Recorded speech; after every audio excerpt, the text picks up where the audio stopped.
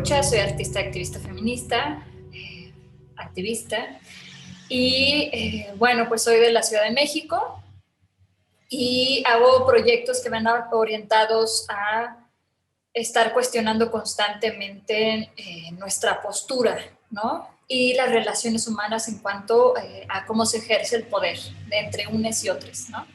Esto me ha llevado a enfocarme mucho en temas de género y, bueno, he desarrollado varios proyectos en diferentes disciplinas. Creo que hay mucha polémica con respecto al término activismo, ¿no? Entonces, voy a decir que no es, y después vamos a hablar de que sí es, ¿no? Que no es el cartel de la marcha. No es un cartel pintado de una manera muy bonita, no es un mitin político con imágenes chulas o con un video o con un performance aledaño, ¿no? Es un tipo es una manera de ejercer el arte en donde el activismo y el arte tienen el mismo peso. Entonces, no existe un proyecto activista sin que el fondo y la forma estén completamente entrecruzados, ¿no? Uno obedece al otro. Hay una finalidad específica de hacer este tipo de obras, no es solamente una expresión personal, sino que es algo que está tratando de abonar, ¿no?, a un contexto social. Y entonces ahí vienen otro tipo de cuestionamientos muy diferentes a lo que se puede hacer en el arte tradicional o en el arte contemporáneo. Y eso para mí es muy importante. A lo largo de muchos años, pues se ha ido abriendo camino, ¿no?, en el arte y los activismos, porque en ningún lado estamos completamente aceptadas, ¿no? Entonces, si hablamos de activismo feminista, o sea, ni eres completamente activista, porque dentro de los activismos no se te considera en las pláticas fundamentales, ¿no? Siempre es como, bueno, lo importante y el arte, ¿no? Y está la parte cultural. Y por el otro lado, en el circuito artístico, ¿no?, de arte contemporáneo, en el que se van las galerías, en el que hay un reconocimiento y que con ello viene un financiamiento para desarrollar esos proyectos, que eso es muy importante, tampoco estamos consideradas, porque ellas están haciendo activismo. Eso no es arte, eso mejor véndeselo a la ONU, ¿no? Entonces, nunca estás en un lado, no complaces a una, no complaces a la otra. Por eso a mí me gusta mucho el término activismo, porque sí es una manera en donde yo me identifico de estar en ese borde, ¿no? Pero creo que sí es muy importante puntualizar que tiene que haber una estrategia muy definida, que sí es estarse cuestionando todo el tiempo, que no solamente es un proyecto que habla de política, ¿no?, que enuncia cómo me siento yo con respecto a un tema político, sino que está accionando a través de un dispositivo artístico que está creado para esa situación en particular. Quienes estamos en estos medios no solamente estamos yendo a la exposición, informándonos de qué es lo que está sucediendo, sino también estamos en la asamblea, ¿no? Estamos activando por otros lados. Por lo general, muchas de nosotras hacemos una gran cantidad de talleres. Entonces, son otras formas de actuar y que también, hablando específicamente del movimiento feminista, estamos acatando estas estrategias feministas e incorporándolas en nuestros proyectos artísticos. La manera en la que yo entiendo el mundo, o sea, lo puedo comprender, es a través de la creación de un proyecto artístico, ¿no? Entonces, por ejemplo, hice un proyecto en 2014 con respecto a migrantes refugiadas e indocumentadas en Canadá y en la Ciudad de México. Y eso surgió porque yo tenía una necesidad muy grande de entender cómo le hacían personas que no tenían la opción de regresar a su país y cómo le hacían para adaptarse a estos nuevos espacios, ¿no? O sea, lo cabrón que era. Y iba con la intención de visibilizar lo poderosas que son estas personas y no centrarse en la mala experiencia que evidentemente conlleva, sino en el poder que tienen, ¿no? Tan maravilloso y el aporte que pueden hacer a todos lados a donde llegan. Y entonces eso era acercarme a una comunidad, ¿no? Era hacer comunidad, era preguntarte, oye, ¿tú cómo le has hecho? ¿No? Y no es un échame la mano, es yo estoy aprendiendo a través de tus experiencias, que llevas más tiempo con esto, ¿no? Entonces, ahí empiezo como a ver este tipo de cosas, igual con el proyecto de 2010 Invisible, ¿no? Y empiezo también cada vez más a buscar una interlocución. Hice otro proyecto que era de hacer, digamos, entrevistas en un mercado ahí en Canadá, y entonces sentaba yo a gente a platicar con la otra persona, ¿no? Llegaba yo, ponía mi mesita, les daba cosas, un cafecito, ¿no? Y nos sentábamos a platicar, pero de como temas muy específicos.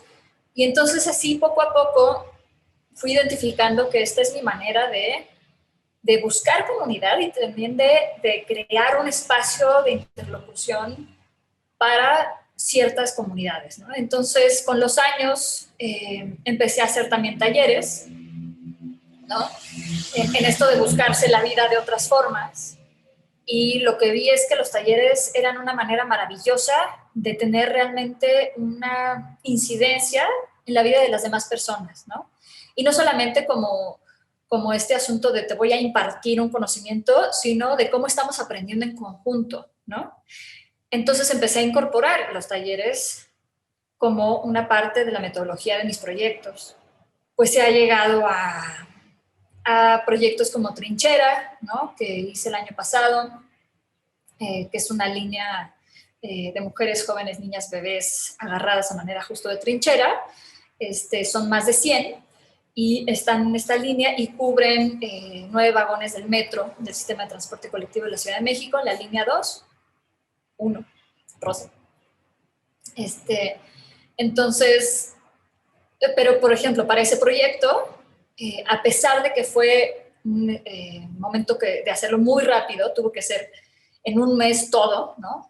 Hice estos llamados para hacer fotografías en mi estudio y pedí que vinieran en grupos, no solamente porque era necesario para la imagen, técnicamente funcionaba, sino que creaba un espacio para esta conversación, para pasarnos contactos, para entender por qué estábamos aquí, ¿no? ¿Cuál era la necesidad de que en 2 semanas se juntaran más de 100 personas a querer participar en este proyecto?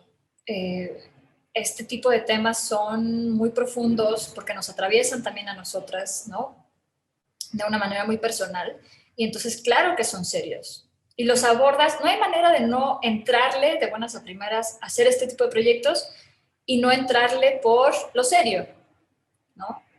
Para mí, el llegar a hacer algo, por ejemplo, de sátira, ¿no?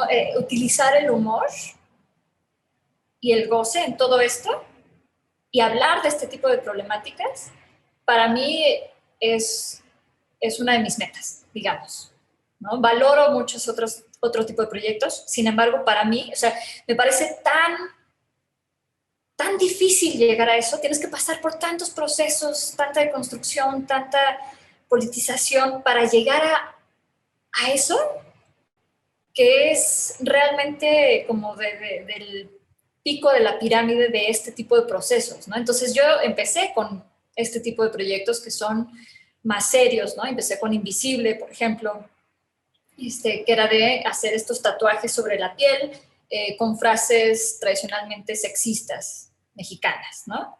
Y entonces me fui después con las frases sexistas de diferentes países y entonces tomé fotos a personas de esos países quienes me dieron las frases y hacía yo la postproducción, ¿no? En Photoshop. Y entonces vas, o sea, entre más te vas politizando, más vas entendiendo que eso no está tal vez abonando, está visibilizando, pero no está abonando porque yo no quiero volver a ponerme esa frase. Ah, bueno, entonces no voy a volver a tatuar eso. Voy a hacer otro tipo de cosas. Y entonces empiezas a cambiar de estrategia, ¿no? Y empiezas a cambiar de estrategia hasta que por ya estar como mucho más metida en los feminismos, en diferentes asambleas y en diferentes acciones, ¿no? En sus momentos, pues esto empieza a ser insostenible emocionalmente, ¿no? Y entonces, tanto, y no solo emocionalmente, sino económicamente, porque yo a lo largo de toda mi vida he aplicado a todas las becas, ¿no? Y esas becas no han salido, y no es porque yo no sepa hacer becas, evidentemente algunas sí, las habré hecho mal, ¿no?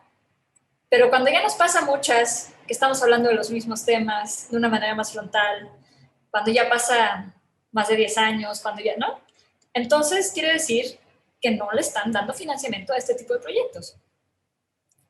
Entonces no hay una libertad creativa ahí, porque siempre tienes que estar tratando de ceñir tu proyecto a algo que tal vez vayan a querer, y entonces eso no funcionó, mejor haz lo que tú quieras, ¿no? Y a mí afortunadamente alguien que me ha apoyado muchísimo es Lorena Wolfer, y en una ocasión me invitó a hacer un proyecto, a ser parte de estado de emergencia, y entonces, que era Puntos de Dolor y Resiliencia en la Ciudad de México, y que hablaba sobre el feminicidio y transfeminicidio. Y entonces, ella es de las primeras personas que me dicen, mira, hay un presupuesto y tienes libertad creativa. Y eso se traduce a confío en ti, ¿no? Y entonces es la primera vez que yo me puedo volar la cabeza y decir, ay, la verdad es que lo que yo quiero es meterle goce. ¿Cómo voy a hablar de esto? Pero también con goce, porque si no, me es insostenible, de verdad, ¿no? O sea, cada vez que mandan, que escucho, que leo algo sobre los feminicidios, obviamente que hay una parte que te duele, ¿no? Entonces pude justamente hacer Azúcar Rabiosa, ¿no? Que es esta canción de salsa en donde abrí una línea de teléfono para que las personas hablaran, dejaran un recado como si le estuvieran hablando directamente a la Procuraduría General de Justicia, hoy Fiscalía, y hablarles con respecto a su desempeño frente a los feminicidios y transfeminicidios. ¿No? Esa se volvió una canción de salsa y en performance la fuimos a bailar frente a la Fiscalía como parte de estado de emergencia. Entonces, ahí es en donde yo empiezo a decir, claro, es por aquí, ¿no? Entonces, no solamente se tiene que conjugar el que una lo quiera, el que llegues a estos procesos, sino que también se te abran los espacios. Y por la misma naturaleza de las estrategias feministas, eso es un abrir brecha. Eso es un abrirle camino de verdad a las otras que vienen también picando piedra, para que piquen un poco menos. Entonces a mí me ha tocado picar un poco menos, pero sí le he picado, ¿no? Y a las que van justo nuevas generaciones, pues esperemos que les toque menos, ¿no? Pero definitivamente eso me ha llevado a ir haciendo no solamente comunidad en los proyectos y ver cómo lo hago de una manera más permanente, ¿no? Porque eso tiene sus dificultades, pero también en la colectividad que se puede hacer para hacer proyectos artísticos o cómo hacer la práctica sostenible. Entonces ahora ya estamos como en una alianza, ¿no? Varias hacedoras de cultura y arte que se llama Frenta, en fin. Entonces no solamente es el proyecto artístico, sino un modo de vida también, ¿no? Que pues en los feminismos crear red es de las armas más poderosas, ¿no? Ha sido un proceso muy, muy interesante ahorita que lo estoy viendo en retrospectiva, no porque vaya a ser una retrospectiva de mi vida y tal, pero creo que sí estoy, yo en lo personal, en un punto de cambio, entonces sí estoy haciendo como ese recuento. Y justo ahorita te estaba enseñando unas imágenes, ¿no? De proyectos que hice cuando tenía 18 años, lo voy a compartir. Les voy a compartir mi yo de 18 años, qué cosa. ¿No? Y esta es una exposición en la prepa, te habla sobre, la mía era sobre crítica social, ¿no? Entonces, y que también tenía una de las obras, bueno, varias de las obras, pero esta específicamente hablaba sobre la violencia de género, sobre los roles impuestos, ¿no? Entonces,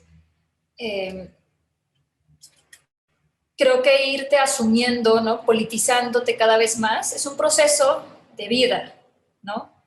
En algún momento llegué ya a hacerme unas tarjetitas que decían activista y tal, pero la primera vez que salí al espacio público a pegar mis fotos, ¿no? Y decir, esto es importante, fue ya en este proyecto que desarrollé 2009-2010 y en verano de 2010 ya empiezo a salir como serrucha en un espacio público con mi nombre y decir esto ya es mi proyecto de vida, tal cual, ¿no? Que obviamente he ido trabajando desde hace mucho. Entonces, pues eso, creo que es un proceso de vida y vamos cambiando, ¿no? Vamos, justamente te digo, estoy en este punto de cambio, de ver hacia atrás y decir, ahora cómo soy, ahora qué tipo de giro va a dar tanto mi vida como, por ende, mi proyecto artístico, ¿no? Entonces, bueno, pues en eso estamos. Creo que todos son procesos. Creo que ahora ya hay más espacios, tanto digitales como físicos, como colectividades que hablan de estos temas de arte y activismo, ¿no? Entonces, buscar una comunidad, que no se invente el hilo negro hasta entender que existen comunidades porque las hay. Y entonces estas comunidades están muy abiertas a compartir esas experiencias y que tú puedas partir de ahí y ahorrarte esos caminos, ¿no? Entonces, eso para empezar, o sea, verlas, qué es lo que se ha hecho antes, qué es lo que, quienes han hecho, creado estos caminos para que tú puedas andar, ¿no? No empezar a hacer estos caminos por otro lado. Y definitivamente creer en lo que haces, ¿no? Todo el mundo, o sea, no creerle a las demás personas, ¿no? Yo tuve muchas maestras en universidad, en otros espacios, en donde cuando yo propuse algún proyecto me decían, es que no entiendo para qué es, ¿no? Entonces, eso te atrasa, porque al final de cuentas te das cuenta que tú tenías razón, sí ibas por buen camino. La despolitizada era ella, no tú, ¿no? Entonces, no creerle a las demás personas necesariamente, o sea, sí creer en tu proyecto artístico y tratar de juntarte con quien sí lo entienda. Si la gente no te entiende, busca otra hasta que alguien te entienda, ¿no? No creer en este círculo vicioso de, yo soy la loca histérica, no. El sistema está hecho para que tú parezcas de esa manera, ¿no? Entonces, buscar con quién sí resuenas. Creo que buscar alguna mentore, es importantísimo. Yo he tenido la fortuna de acercarme a ciertos artistas y poder aprender de lo que han hecho, poder acercarme un poco más a los medios, ¿no? Y eso es invaluable. Entonces, creo que definitivamente el tener ese acercamiento con alguien que ya tiene más experiencia y no o sea, no por ir en algo jerárquico, sino, ¿no? Sino por edad, la experiencia. Eso no te lo da absolutamente nada más que los años. Entonces, acercarse con alguien que te pueda compartir eso, y creo que hay muchísima gente muy abierta a compartirse. Y algo que me dijo Rafael Lozano Gemer, en el que trabajé en su estudio por algunos años en Montreal, ¿no? Que yo siempre le decía, bueno, ¿y cuál es como el tip que me darías, ¿no? Así como artista, así como puedo llegar a ser artista acá. Sé perseverante. Y yo, ay, ¿eso qué? Es no quitar el dedo del renglón, no dejar de picar piedra, punto. En algún momento tienes que recoger los frutos. Y también tener muy claro quién eres tú en el sentido de qué es lo que te gusta, qué es lo que te llama, e irte por ahí, no tratar de estar complaciendo, no tratar de que tu proyecto sea más encajable en los espacios que están abiertos, ¿no?